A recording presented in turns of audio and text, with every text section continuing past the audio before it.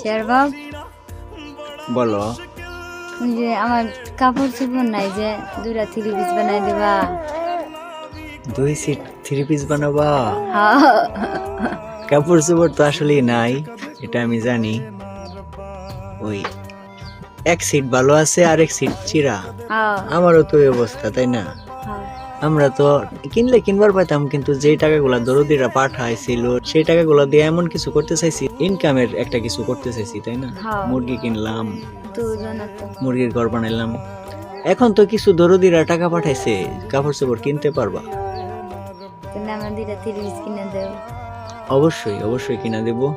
দয়াময় যেহেতু কৃপা করছে, কিছু দয়াবান দরদিরা দয়া দেখাইছে, তাহলে তো আছে। যেহেতু তুমি চাইছো, কিনতে হবে না? 2 সিট চাইছো, 1 সিট হলেও তো কিনতে হবে, 2 সিটই কিনতে হবে। আরেক সিট যদি নষ্ট করে হালায় বাচ্চারা, তাহলে ওই আরেক সিট থাকে যে ওটা পরা যায়, ওটা পুনন যায়।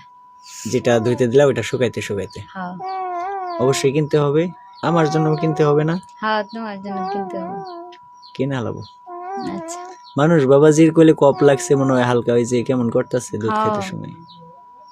ঘুমানির আগে বকরে কান্দে। চেপে রাখতে হবে, সরষের তেল দিয়ে দেও আচ্ছা গরম কইরা।